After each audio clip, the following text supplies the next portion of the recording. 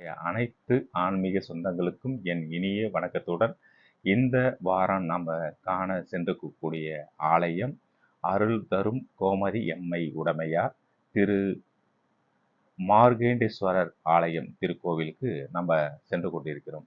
இந்த ஆலயம் எங்கே இருக்குதுன்னு பார்த்தீங்கன்னா, புதுச்சேரியிலிருந்து மயிலத்துக்கு செல்லும் வழியில சேதராப்பட்டு என்ற ஊரில் இந்த ஆலயம் அமைந்திருக்கிறது. இந்த ஆலயத்தோடைய சிறப்பு என்ன என்று பார்க்கும்போது, இது சுயம்பு லிங்கமாக இந்த ஆலயம் ஒரு 15 ஆண்டுகளுக்கு முந்தைய காலகட்டத்தில்தான் இந்த கோவில் அந்த லிங்கத்தை வந்து கண்டெடுக்கப்படுகிறது. இந்த லிங்கம் வந்து பார்த்தீங்கன்னா, இதுக்கு ஒரு பின்னால ஒரு கதையே இருக்கின்றது. இது போகும்போது அந்த கதையும் இந்த கோவிலை நிர்வகிக்கக்கூடிய சிவதிரு ஹரிகிருஷ்ணன் அவர்களிடையே நம்ம வந்து இந்த கதையை நம்ம கேட்டிருக்கோம். இதுக்கு வந்து பெரிய வரலாறு இல்லாட்டாலும் இந்த கோவிலுக்கு ஒரு தனி சிறப்பு ஆலயமாக இது திகழ்ந்து கொண்டிருக்கிறது. இந்த ஆலயத்துக்கு சென்று வந்தவர்களுக்கு பல அதிசயங்கள் நிகழ்ந்ததாக பலரும் இங்க கூறப்படுகிறது. இந்த நம்ம வந்து என்னுடைய உரையில் நான் வந்து சொல்லும்போது, சிவாலயத்துக்கு சென்று வருவது நம்ம வந்து ஒரு பலனை எதிர்பார்த்து எந்த ஒரு செயலும் நம்ம செய்ய வேணான்றதை நான் வந்து பலமுறை பல காலோனிகளை நான் குறிப்பிடுகிறேன். ஏன்னா நமக்கு இங்க போய்விட்டு வந்தா இது கிடைக்கும்ன்ற மாதிரி எண்ணத்துல போகாதீங்க. இறைவனை நம்ம காணக்கூடிய அந்த ஒரு எண்ணத்தோட தான் நம்ம போகணும். நீங்க மன உருகி நீங்க வேணுனீங்கன்னா உங்க மனசுல எண்ணி வேணுனது கண்டிப்பா நடக்கும் என்ற ஒரு எண்ணத்தோட தான் நம்ம வந்து இறைவனை வழிபடுகிறோம். அது போலதான் இந்த ஆலயத்தோட மிகவும் நாங்க போயிட்டு வந்த பிறகு எங்களுக்கு வந்து ஒரு தெளிவான ஒரு சிந்தனை ஒரு சூழ்நிலையும் எங்களுக்கு ஏற்பட்டது. கண்கூடாக நாங்கள் பார்த்தோம். அவர் அங்கேயே தங்கி இந்த ஆன்மீக தொண்டு செயல்பட்டு கொண்டிருக்கிறார். இந்த வந்து பார்த்தீங்கன்னா, சேதராப்பட்டுல இருந்து பெட்ரோல் பங்குக்கு போகிற வழியில் நம்ம வந்து லெஃப்ட் ஹேண்ட் சைடு நம்ம வந்து போகணும். அங்கேருந்து பார்த்தீங்கன்னா, இது ஒரு திருமண மண்டபம் ஒன்று, இண்டஸ்ட்ரியல் ஏரியா ஒரு பக்கத்தில். இது வந்து பார்த்தீங்கன்னா, திரும்பவும் நீங்கள் லெஃப்ட் ஹேண்ட் சைடு நீங்கள் இந்த வழிக்கு திரும்பினா இது மாதிரி ஒரு ஃப்ளக்ஸ் போர்டு ஒன்று இருக்கும்.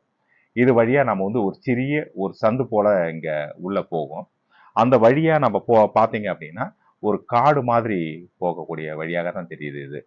இது வந்து இப்போதான் வந்து பார்த்தீங்கன்னா இது நிறைய இண்டஸ்ட்ரியல் அந்த கம்பெனிங்கெலாம் நிறைய வந்ததுனால இந்த இடம்லாம் ரொம்ப அப்போல்லாம் பார்த்தீங்கன்னா இது காட்டு வழியாக காடு மாதிரி தான் இருந்திருக்கு. அந்த இதெல்லாம் இப்போ இந்த ஃப்ரண்ட்ல இந்த ரோடு இருக்க பகுதி மட்டும்தான் இது வந்து இண்டஸ்ட்ரியல் ஏரியா, பெட்ரோல் பேங்க்கு, கல்யாண மண்டபம் இது போன்ற இந்த இடம்லாம் இங்கே அமைஞ்சிருக்குது. இதை மீறி இந்த பக்கம் உள்ளெல்லாம் பார்த்தீங்கன்னா பெரிய காடு மாதிரி தான் தெரியுதுங்க. இந்த காட்டுக்குள்ள அந்த காலத்துல வந்து ஒரு 15 ஆண்டுகளுக்கு முந்தையெல்லாம் பார்த்தீங்கன்னா ஆள் நடமாட்டம் இல்லாத ஒரு பகுதி. இந்த இடத்துல எப்படி கண்டுபிடிக்கப்பட்டது தான் சிறப்பான ஒரு வரலாறா இங்க திகழ்ந்திருக்கிறது. என்ன வேண்டாம் அப்படின்னா, அவர் தன்னுடைய வாழ்க்கையில அனைத்தையுமே இழந்து அவர் வந்து பார்த்தீங்கன்னா சில கெட்ட பழக்க வழக்கங்களுக்கு ஆளாகி இனி எந்த பழக்கத்துக்கும் நம்ம வந்து வீட்டில இருந்து அவரை வந்து ஒதுக்கி விடுறாங்க. ஒதுக்கி விட்டு இனி நம்ம வாழ்வது வந்து வேஸ்ட்ன்ற மாதிரி ஒரு சூழ்நிலைக்கு தள்ளப்படுறாரு.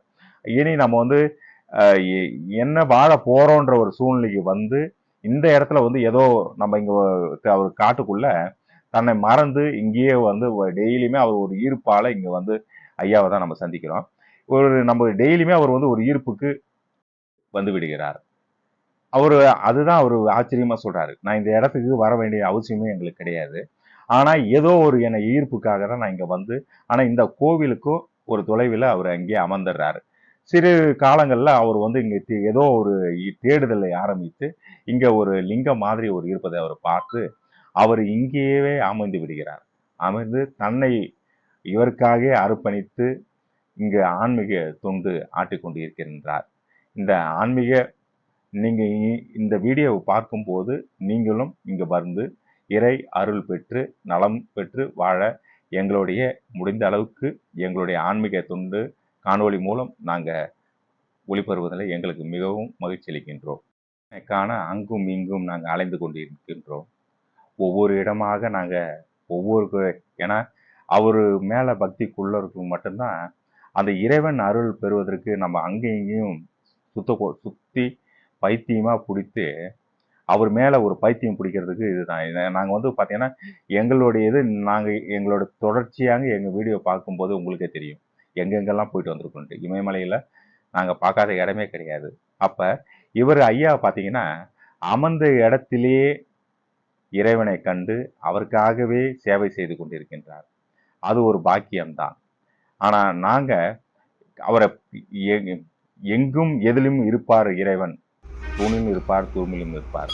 ஆனால் இறைவன் உட்கார்ந்த இடத்திலே தன்னை அர்ப்பணித்து இறைவனுக்காக தொண்டாற்றி கொண்டிருக்கக்கூடிய இந்த ஐயாவுக்கு எங்கள் வணக்கத்துடன் நாங்கள் இந்த முழுமையாக இந்த வீடியோவுக்கு ஆரம்பித்தார்கள்.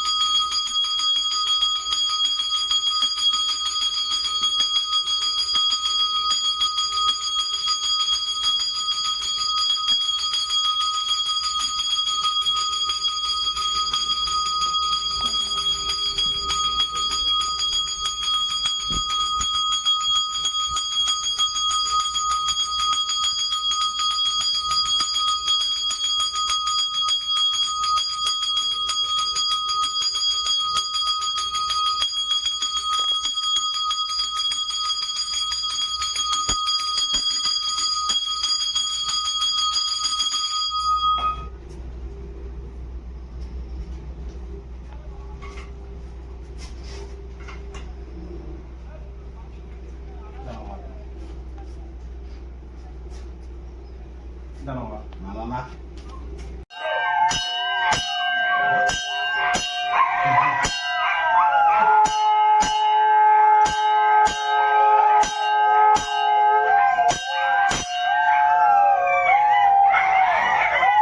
எல்லாம் உள்ளார வந்துடுவாங்க காலையில் தீபார்த்தனை.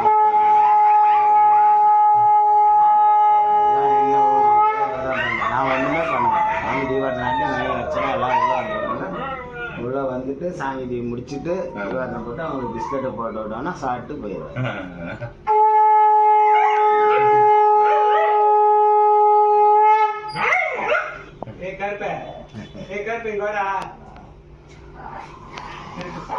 வேலை செஞ்சுருந்தேன். இப்போ இடையில கொஞ்ச காலத்தில் வேலைக்கு போக மாட்டேங்கிட்டு எனி டைம் சிறப்பு தான். வீட்டில் பிரச்சனைகள் சண்டைகள் இப்படியாக இருந்து சாமி குடிச்சிட்டு ஏம்பு தூங்கி ஏந்தனாலே அப்படித்தான் பண்ணுவேன். சாமி ஒரு டைமு விநாயகர்கிட்ட இருந்து சாப்பிட்டு விநாயகர்கிட்ட காமிக்கிறேன், நான் இதுதான் குடிச்சின்னு இருப்பேன், என்ன பண்ண முடியும்னால அப்படின்னு சொல்லிட்டு குடிச்சிட்டு அங்கேயே படுத்துட்டேன். 3 நாள் தொடர்ச்சியாக வந்து சாமி இந்த இடத்த காமிச்சு போர்ந்த நீ பட்டதெல்லாம் போகிறோம், நான் இங்கே இருக்கிற வந்து பாடு அப்படின்னு சொன்னார். அதுலேருந்து இது ஒரு முள்ளு காடு, 2 குச்சி உடச்சிங்கன்னா அங்கே அந்த டவர் பக்கத்தில் இருந்து அப்படியே பார்த்துன்னு வந்தீங்க. இங்கே தான் என்ன சின்னதாக இருந்தது, அப்படியே அந்த புல்லெல்லாம் இருந்து அதை மட்டும் அப்படியே எடுத்து விட்டுட்டு டெய்லி இங்கே உட்காந்துருப்பேன். வந்து வெளியிலே அங்கே தூரமாக உட்காந்துருப்பேன், இங்கெல்லாம் வர முடியாது, உட்காந்துருந்துட்டு போயிடுவேன். சாயங்காலம் வந்து அது மாதிரி உட்காந்துருப்பேன். அப்புறம் திடீர்னு அப்புறம் கம்பெனியில் வேலைக்கு கூப்பிட்டாங்க, போனால் வேலை செஞ்சுன்னு இருந்தேன், இங்கேயே லோக்கல்லே வேலை செஞ்சிருந்தேன். அப்போ திரும்ப வந்து சாயங்காலத்தில் அப்படியே உட்காந்துருப்பேன். நான் இங்கேருந்து செஞ்சிக்கு வேலைக்கு போயிட்டேன். செஞ்சிக்கு வேலை போகிறதில் ஐயா வந்து பார்க்க முடியல. அங்கேயே போயிட்டு அப்படியே திருவண்ணாமலை போயிடுது, பக்கத்தில் இருக்கிற கோயிலுங்களாம் அப்படி போயிடுது, செஞ்சியில் கோயில் நிறையா இருக்குங்களா அப்படி போயிடுது. இருக்குன்னா நான் இங்கே வந்தேன். பசங்க என்ன பண்ணாங்கன்னா என்ன நீ பருவதமலைக்கு வா அப்படின்னு கூப்பிட்டாங்க. நான் வரல அப்படின்னா, இல்லை நீ வந்து தான் ஆகணுன்னாங்க. அவங்கக்கிட்ட சொன்னேன், இவ்வளோ தூரம் வர நம்ம இடத்துலேயே ஒரு சாமி இது மாதிரி சுயம்பா இருக்காது, பார்த்துட்டு வந்துருக்குறேன் அப்படின்னு சொன்னேன். அவங்க கோயிலுக்கு போய் வந்து அடுத்த நாள் ஜேசிபெல்லாம் எடுத்துன்னு வந்து பார்த்துட்டு ஜேசிபி எடுத்துன்னு வந்து இந்த மண்ணெல்லாம் நிரப்பி செடியெல்லாம் பிடிங்கி போட்டு காய்ச்சிங்க. அதிலேருந்து வழிபாடு பண்ணிட்டு வரோம். வேலைக்கு போகிறதில்ல, கம்பெனியும் கூட்டு பார்த்துட்டு அப்புறம் அவங்களும் வந்து பார்த்தாங்க. நான் போய் சொல்கிறேன்னா என்னன்றதுக்கு அவங்களும் வந்து பார்த்துட்டு சரி நான் மாதம் ஒரு டைம்னா வந்து போகிறேன்னாங்க, வாய்ப்பு இல்லைங்க அப்படின்னு சொல்லிட்டு சரி உனக்கு தொண்டு பண்ணுறது, நான் செத்து போயிருக்கேன்னா அது 20 வருஷம் ஆயிருக்கணும். இந்த 20 வருஷத்தை இவர் நம்மளை காப்பாற்றிட்டாரு. இதுக்கப்புறம் நான் வீட்லேயே சொல்லிட்டேன், எனக்கு 3 பசங்க இருக்காங்க, 2 பொண்ணு 1 பையன், எல்லாரும் அவங்க வேலையை முடிச்சுங்க முடிச்சுட்டு சரி நீ தான் இனி அப்படின்னு சொல்லிட்டு சுயம்பா அப்படியே சுயம் சரி ஆனால் நம்ம வந்து வேற இடத்தெல்லாம் பார்க்கலாம். நம்ம மேலே இருந்த மட்டும் க்ளீன் பண்ணிட்டு அவங்க வேற வந்து மண்ணாலே அப்படி பிடிச்சி மேலே சிமெண்ட் வச்சிருக்கு. இன்னும் யாருன்னா நம்ம அதை ஒண்டியாக பார்க்கறது கிடையாது. அடியாருக்கெல்லாம் வந்து பார்த்து என்ன பண்ணணும் எதுவும் பண்ணலை, அப்படியே வச்சுருக்கோம். சாமியெல்லாம் நல்லா ரொம்ப, அதாவது என்ன விண்ணப்பம் வைக்கிறதுங்க, நம்ம எது செஞ்சாலும் அவர்கிட்ட சொல்லிட்டு தான் செய்யறது. நாங்கள் ஆடுதோன்னா ஒரு 20 வருஷமாக கேதார்நாத் பார்த்தீங்கன்னா அமர்நாத், கேதார்நாத், அப்புறம் கைலாயம், ஆதி கைலாயம். ரொம்ப அது பெரிய ஆதி கைலாயம் 3 முறை போயிட்டு வந்து அவரும் என் கூட அவரும் வர ஆரம்பிச்சு சொல்லிங்கன்னு இருந்தாருங்க. சொன்னாங்க இது மாதிரி வருவாங்க, சொல்லியிருக்காரு வருவாங்க அப்படின்னு சொல்லியிருந்தாரு. இப்போ நாங்கள் வந்து அவர் எல்லாம் அவருடைய அணுகிறது தான். ஏன்னா நம்மளால அவருடைய கொள்கை பரப்பு மாதிரி, ஆனால் அவர் இங்கே இருக்கிறான்றது நம்ம அது நாங்கள் போடுறோம். அது நல்லபடியாக எல்லாருக்கும் தெரிஞ்சுங்க, இன்னும் அதிகமாக வரணும். இந்த கோவிலோடைய இதுவும் நல்லா பேசுகிறாங்க. சிஎம் கிட்டலாம் கேட்டாங்க, இது மாதிரி இருக்குங்க அப்படின்ட்டு. பட்டா கொடுக்க முடியாது, கோயில் கட்டி வேண்டி பார்த்துக்கலாம். அந்த வார்த்தையை நம்பி நம்ம கட்டுறது இல்லை. அதுவும் அவர்கிட்ட நம்ம இது சொல்கிறது இல்லை. சரி, ஏதோ கேரளா மாடலில் கொஞ்சம் போடு பார்க்கலாம் அப்படின்னு சொல்லிட்டு கேரளாவிலேருந்து வந்தாங்க. அவங்க வந்து பார்த்துட்டு என்ன சொன்னாங்கன்னா, சாமிக்கு நீங்கள் மேலே மூடக்கூடாது. ஏன் மூடக்கூடாதுன்னா, ஏதோ ஒரு காலத்தில் ஒரு மூதாட்டி வயசானவங்க சாமி பார்க்கணுன்றதுக்காக விலகு போட்ட இடம் இது. சாமியுடைய பாதம், சாமிக்கு வாடகை முகமாக இருக்காரு. நீங்கள் கோயிலே கட்டினாலும் மேலே ஒரு சின்ன போன்ஸ் வைக்கணும். சாமியார் அந்த மழை தண்ணி ஏதோ உலர மாதிரி வைக்கணும். கோயிலை நீங்கள் எப்படி கட்டினாலும் சின்ன சந்து வைக்கணும். சாமி ஆகாயத்து பூமி இருக்காரு. சாமி திருவடி தான் இப்போ நீங்கள் வணங்கிக்கணும் வரீங்க. அது எந்த காலத்தில் யார் பண்ணான்னு தெரியாது. அவங்க நம்பூதிரி மாதிரி அங்கே இருந்து கேரளாவிலேருந்து வந்தாங்க. இந்த கேரளா மாடல் போடலாமேன்னு சொல்லிட்டு வர வச்ச வந்து பார்த்தாங்க. வந்து பார்த்துட்டு அவங்க அந்த ஒரு உண்மையை உணர்த்திட்டு போனாங்க. இல்லை நல்லது, நல்லா இருக்கும். இருக்க பவரெல்லாம் கண்டுபிடிச்சி அவங்க வந்து பார்த்து சொல்லிட்டு போனாங்க. சரி, திரும்ப வர சொன்னாங்க. அதுக்கு நம்ம போய் பார்க்கறதுக்கு கொஞ்சம் இல்லை, நீங்கள் அவங்களுடைய இதில் போகாமல் உங்களுக்கு என்ன தோணுதோ ஆமாம் நீங்கள் அதை மைண்ட் வச்சுங்க. ஏன்னா இது உங்களால் தானே அது தெரிஞ்சது. ஆமாம், அதனால் உங்கள் மனசுக்கு என்ன தோணுதோ அதை பண்ணிங்க. ஏன்னா அவங்களுடைய கற்பனைக்கு நம்ம எதுவும் அது கொடுக்கக்கூடாது. அவங்கள்ட்ட நம்ம அதான் சொன்னாங்க. இவரு உத்தரவு கொடுத்தாதான், வழி கொடுத்தாதான் நடக்க முடியும். இது மாதிரி கட்டணும்னு ஒரு ஆசை இருந்தது. சாமி அவங்கள வர வச்சாரு. ஆனால் அவரு வந்ததுக்கு அப்புறம் சொல்லிட்டாரு, நான் எல்லாமே எனக்கு அங்கேயே இதை காட்சி கொடுத்தாரு சாமி அப்படின்னு சொல்லி. அவங்க பூஜை எல்லாம் பண்ணிட்டு தான் வெளியே கிளம்புவாங்களாம். அதை மாதிரி பண்ணும்போதே எனக்கு தெரிஞ்சது அப்படின்னு சொன்னாங்க. அதில் ஒரு இது, சாமி நான் எதை செய்யணும்னாலும் இவரை கேட்டுட்டு தான் செய்யணும். சரி, அவருடைய விருப்பமும் உங்களுடைய விருப்பமும். அதுதான். ஆனால் ஆதிகைலாயத்துக்கு போகிறதுக்கு, ஏன்னா ஆதிகைலாயம்னு சொல்லி தெரியல எனக்கு. அப்போ கைலாயத்துக்கு போகிறதுக்கு வந்து பாஸ்போர்ட் வேணும், விசா வேணும். குறைஞ்சது அப்போவே 1,20,000 ரூபாய் சொல்லியிருந்தாங்க. நான் சொல்கிறது 12 வருஷத்துக்கு முன்னாடி. அப்போ பண வசதிலாம் கிடையாது. நேபாள் வழியாக தான் போகணுன்ற அந்த ரூட்டுன்றப்ப நான் என்ன பண்ணேன், நேபாள் போயிட்டேன். நேபாள் போன பிறகு என்ன தெரியுதுன்னா, சுற்றுறேன் 1 வாரம் சுற்றுறேன். கையில் இருக்கிற காசெல்லாம் செலவாகிட்டு இருக்குது. சைனா பார்டர் வரைக்கும் ஏதோ லாரி கீரி பிடிச்சி போயிடுது. அங்கே கேட்டால் இது இல்லைங்க அது இல்லைங்கன்னு சொல்லி அழைச்சி ஒழுப்பு, மன உளைச்சல், ரொம்ப முடியல, உடம்பும் முடியல. இப்போ டெய்லியும் எங்கே, ஏன்னா ரூம் போடலாம் பண்ண முடியாது, எங்கேயாவது ஒரு பிளாட்ஃபார்மில் தான் பண்ணுவாங்க. அப்போ என்ன ஆகிப்போச்சுன்னா, அங்கே ஒரு இது ஊருக்கு போயிடலாம். என் ஒய்ஃபுக்கு ஃபோன் பண்ணுறேன், இது மாதிரி பனி சரிவில் நான் இதாகிடுச்சான், அதனால் வர முடியல, நான் ஊருக்கு வந்துடுறது. என் ஃப்ரெண்டுக்கு ஃபோன் பண்ணி டிக்கெட் கொஞ்சம் போட்டு கொடுத்துரு சரணா அப்படின்ட்டு. அப்புறம் தான் வந்து பார்த்தீங்கன்னா சொர்க்க திவாரின்னு சொல்லிட்டு ஒரு கோவிலுங்க. அங்கே நான் வந்து ஒரு பஸ் ஸ்டாண்டில் உட்காந்துருக்கேன். ஒரு சாமியார் இருக்காரு. எனக்கு தெரியும் இது வந்து இல்லை அப்படின்ட்டு. நான் தேடி வந்த இடம் இது இல்லை அப்படின்ட்டு. அவர்கிட்ட நான் கேட்குறேன், நான் இந்த மாதிரி கைலாயம் வந்தேன், மானசூரர் கைலாயத்துக்கு வந்தேன், நான் எனக்கு இது மாதிரி இடம் தெரியாமல் நான் சுற்றின்னு இருக்கேன் அப்படின்னு. அவர் பாபா என்ன சொன்னார்னா, நீ மேலே போ, சொர்க்க திவாரின்ற ஒரு கோவிலுங்க, நீங்கள் அங்கே போங்க, உங்களுக்கு எல்லாம் தெரியும். அதுவே ஒவ்வொருமே ஆதி கைலாஷ்மே உதரமே மானசூர் உதரே உதர்மே தேகோ அப்படின்ற. உடனே பாபா சரி பாபா அப்படின்ட்டு. ஆனால் எனக்கு அது இல்லைன்னு தெரியும். 12 கிலோமீட்டர் அவர் மலை மேலே போக முடியும்ட்டு கீழே இருந்து ஒரு அடிவாரம் மாதிரி நடந்து போயிட்டு இருக்கேன். நடந்து போனால் முடியல, ஏன்னா 1 வாரம் சாப்பாடு இல்லை, தண்ணி இல்லை, தூக்கம் இல்லை அப்படின்னு உடம்பு டயர்ட்னஸ். போகிற செம திட்டு, அவரை திட்டு, யோ ஏன் எனக்கு தேவையில்லாத வந்து எங்கேயா கொண்டாடிக்குள்ள நிம்மதியான ஒரு வாழ்க்கை ஒரு சம்பாதிக்கிறேன், எனக்கு தேவையில்லாத இந்த ஆர்வத்தை மனசுக்குள்ள உருவாக்கி என்ன ஏன் என்னை பைத்தியக்கார மாதிரி ஆக்கி, ஏன்டா பைத்தியக்கார மாதிரி நான் ஆக்கிறப்போ செம திட்டு. திட்டுனவனு ஒரு 2 நிமிஷத்துக்கு மேல ஏறா ஒரு டிராக்டர் ஜல்லு களிமண் எல்லாம் அந்த பெரிய பெரிய பாறையெல்லாம் ஏற்றிக்கிட்டு அந்த கோவிலுக்கு போகுதுங்க. மேலே போகுது.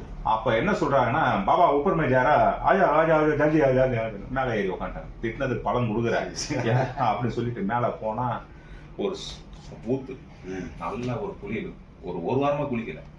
அந்த குளியல் போட்ட பிறகு உடம்பு நல்ல ஒரு ஆரோக்கியம் வந்ததுங்க. வந்துட்டு 12 பேர் நின்று ஒரு அக்னிக்கு ஏத்துற மாதிரி ஒரு இது. 12 பேர் நின்று அக்னி வளர்த்தனா அவ்வளோ பெரிய அக்னி குண்டு.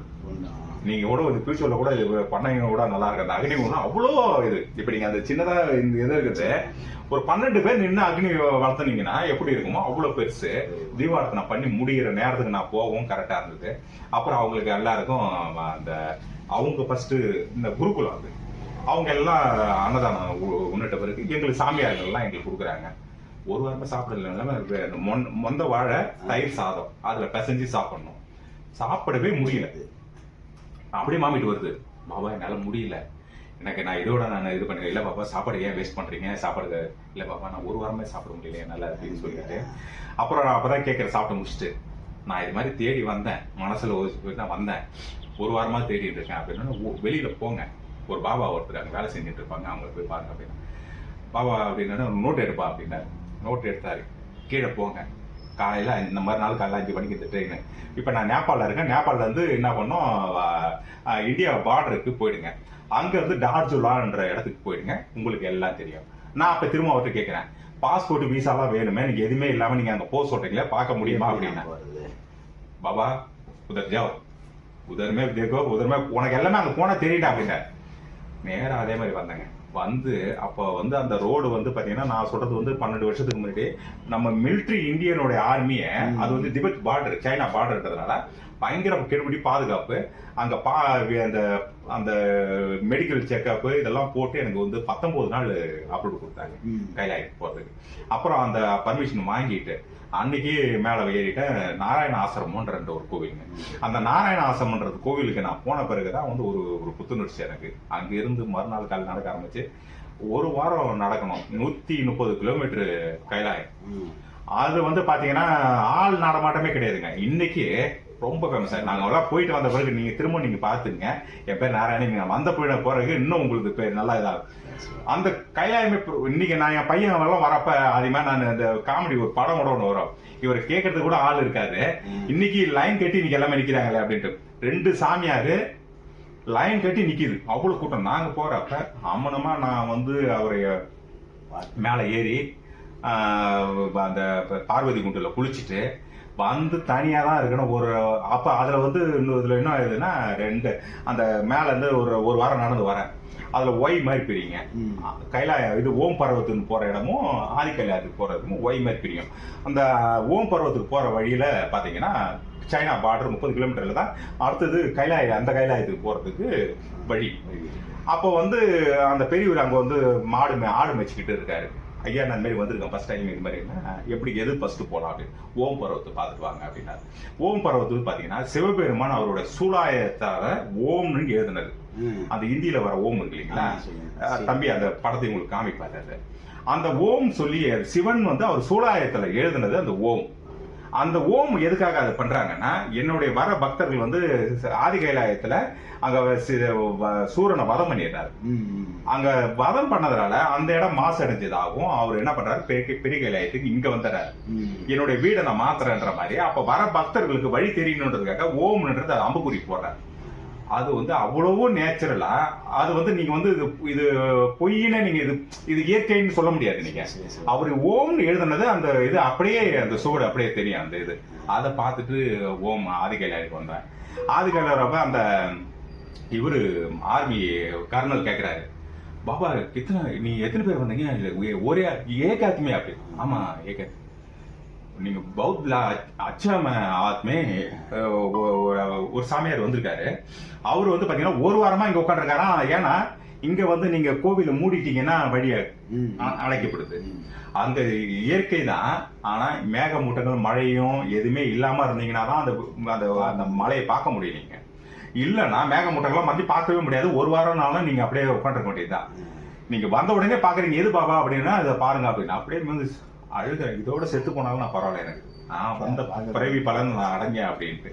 அதனால அவருடைய அனுகிரகம் இல்லாம இன்னைக்கு நம்ம பேசுறதும் அவருடைய அனுகிரகம் தான். நம்ம செயலே சரி, ஓம் நம சிவாய. அந்த போட்டோஸ்ல பார்த்தீங்கன்னா இந்த சுயம்பு லிங்கத்திற்கு பின்பகுதியில் இங்கே அமைஞ்சிருக்கு. இங்கே பிரதோஷ நாட்கள், பௌர்ணமி நாட்கள், அதே மாதிரி அமாவாசை, இது போன்ற சிவபெருமானுக்கு உகந்த அனைத்து நாட்களுமே பூஜைகள் வந்து சிறப்பாக ஐயா செயல்பட்டு வருவது தான் என்னிடம் கூறிக்கொண்டிருக்கிறார். அதே போல் இந்த அனைத்து விசேஷ நாட்கள்லையும் இந்த சிவ தொண்டர்கள் ஆன்மீகம் மேலே ஆர்வம் கொண்ட அந்த சிவனடிகளார்கள் வந்து பார்த்திங்கன்னா தானாகவே வந்துடுறாங்க. இதில் என்ன ஒரு சிறப்பு அப்படின்னா, இந்த பூ மலர்ந்த அந்த பூவை வண்டுகள் எப்படி தேடி வருதோ அது போல் இறைவனை தேடி தானாகவே இங்கே வருவது தான் இந்த இடத்துக்கான சிறப்பு ஆக அமைஞ்சிருக்கு. ஏன்னா அந்த குறிப்பிட்ட நாட்களில் இது இந்த இடத்துல வந்து ரொம்பவும் அதிசயமாக பார்க்கக்கூடிய ஒரு ஆலயமாக திகழ்ந்திருக்கிறது. ஓம் நம சிவாய. ஓம் நம